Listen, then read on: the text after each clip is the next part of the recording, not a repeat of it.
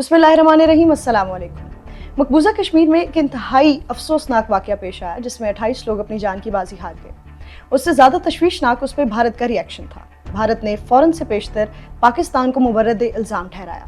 तो आज हम अली हैदर गिलानी साहब से गुफ्तगू करेंगे इस हवाले से, जो कि ख़ुद एक दहशत गर्दी का शिकार रहे हैं और विक्टिम रहे हैं। तो गिलानी साहब, आपने दहशत गर्दी को अपने इंतहाई करीब से देखा और आपको अच्छे से इस चीज़ का अंदाज़ा भी है कि इसमें इंडिया की इन्वॉल्वमेंट, रॉ की इन्वॉल्वमेंट, आप जब अफगानिस्तान में मौजूद थे, तो थोड़ा सा हमारे नाज़रीन को बताइएगा कि इस हवाले से आप क्या कहना चाहेंगे। बिस्मिल्लाहिर्रहमानिर्रहीम, thank you very much for having me. देखें जी, I was kidnapped in 2013 and from 2013 till 2016 I was held almost in the tribal area and then I was taken to Afghanistan.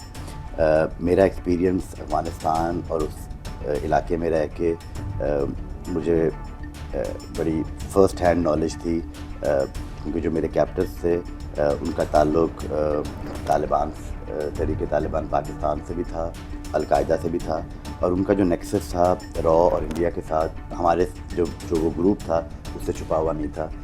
باقاعدہ طور پہ انڈیا کے ان کی زبان میں اور ڈفرینٹ لینگویجز میں انڈیا کی طرف سے ایک لیٹرز آتے تھے ان آرگنائزیشنز کو کہ اگر آپ پاکستان کی افواج کے اوپر، پاکستان کی جو انسٹالیشنز ہیں ان کے اوپر حملہ کریں گے تو آپ کو ہم اتنے پیسے دیں گے۔ پراپر ایک جتنا ریٹ لسٹ ہوتی ہے اس قسم کا ایک انہوں نے مینوسکرپٹ لوگوں میں تقسیم کیا ہوا تھا۔ اچھا، اس بات میں تو کوئی دو رائے نہیں ہے کہ انڈیا نے افغانستان کو ہمیشہ ایز اے لانچنگ پیڈ استعمال کیا اگینسٹ پاکستان۔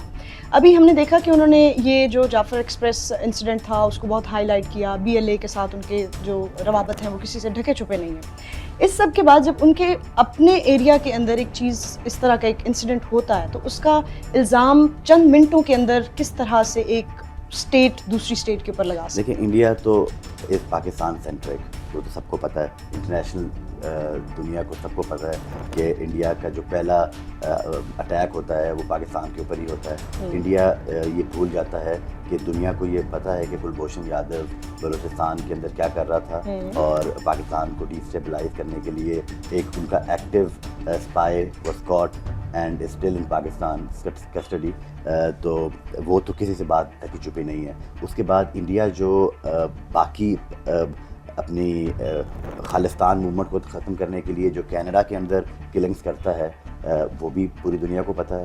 تو انڈیا کا جو یہ اوور دی ایئر ایک ٹیررسٹ اسٹیٹ کا ایک جو نظریہ ہے وہ سب کے سامنے ایک فاش ہو چکا ہے ان کا۔ سو یہ جب سے مودی صاحب آئے ہیں انہوں نے انڈیا کو ایک سیکولر اسٹیٹ سے ایک پراپر ہندوتوا اسٹیٹ بنانے میں کوئی کسر نہیں چھوڑی، اور انہوں نے ساتھ ساتھ یہ جو وکٹمائز کیا ہے جو کشمیر کی پاپولیشن ہے، جو آکیوپائڈ کشمیر کی پاپولیشن ہے، جو مسلمان وہاں رہتے ہیں، ان کو مسجدوں میں جانے کی اجازت نہیں تھی۔ اس دفعہ ان کو عید پڑھنے کی اجازت نہیں تھی مسجدوں میں۔ تو یہ اس کا ریئیکشن ہے جو کچھ ہوا کشمیر میں، آکیوپائڈ کشمیر میں 2 دن قبل۔ تو ایک افسوسناک واقعہ ہے، لیکن یہ ایک ہندوتوا مائنڈ سیٹ کا ریئیکشن ہے جو ہوا ہے۔ اور اس کے بعد جو انڈیا نے ریئیکشن شو کیا ہے، دیٹ واز اے نی جرک ریئیکشن۔ کوئی میٹنگ نہیں کی انہوں نے نیشنل سیکیورٹی کی، اور انہوں نے یونیلیٹرلی انڈس واٹر ٹریٹی سے یہ باہر نکلنا اور بارڈر کو بند کرنا، ساکھ ویزاز کو کرنا، وہ بھی ایک یونیلیٹرل ایفرٹ تھی جو کہ میں سمجھتا ہوں کہ نہیں ہو سکتی۔ یہ سب کچھ جو ہندوتوا کا نیریٹو ہے اس نے انڈیا کو جتنا خراب کیا ہے اور انڈیا کو اندر سے جتنا ڈسٹروائے کر رہی ہے، تو یہ اس پہ ان کو غور کرنا چاہیے۔ اچھا، ہم دیکھتے ہیں کہ ایسے واقعات عموماً بی جے پی کے ٹینیور میں ہی ہوتے ہیں۔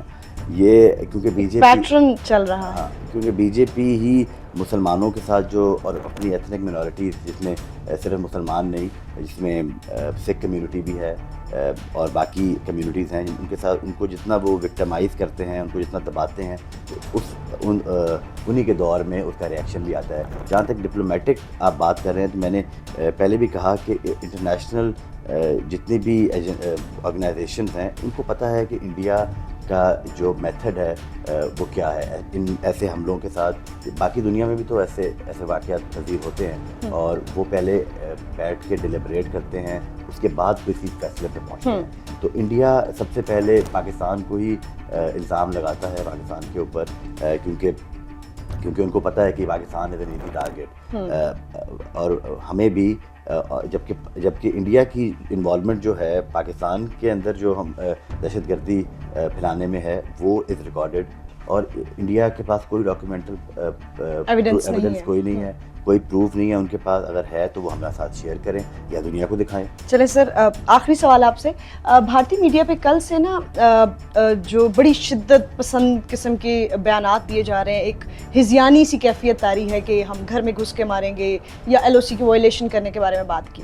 تو آپ کیا سمجھتے ہیں کہ آیا بھارت کوئی ایسا قدم اٹھائے گا, اور اگر وہ ایسا قدم اٹھاتا ہے تو ہماری افواج پاکستان کس حد تک تیار ہیں ان کو جواب دینے کے لیے؟ انڈیا کا پرابلم یہ ہے کہ وہ اپنی جو وار مانگرنگ ہے وہ میڈیا پہ بہت چلتی ہے ان کی, اور اس کے بعد جو ان کے ایکس وہ ہیں ملٹری آفیشلز وہ جس طرح کے بیانات دیتے ہیں اس کے بعد وہ ایک کچھ بھی اس پاگل پنے میں کچھ بھی کر سکتے ہیں, جو انہوں نے لاسٹ ٹائم بھی کیا, اور ان کا جواب بھی ان کو پاکستان کی افواج نے برابر دیا.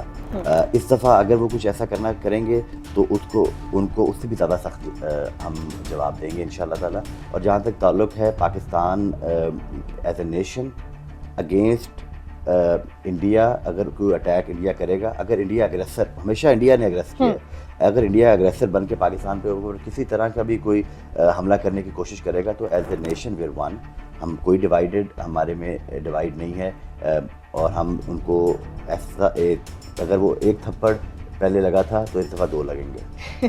بہت شکریہ سر.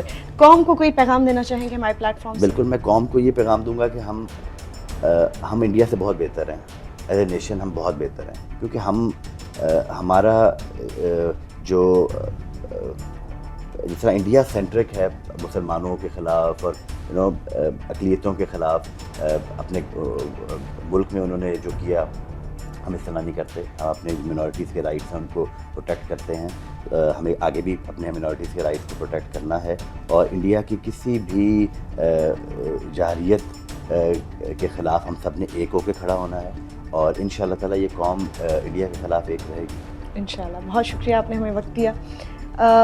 اس کے ساتھ اجازت چاہوں گی. اللہ حافظ.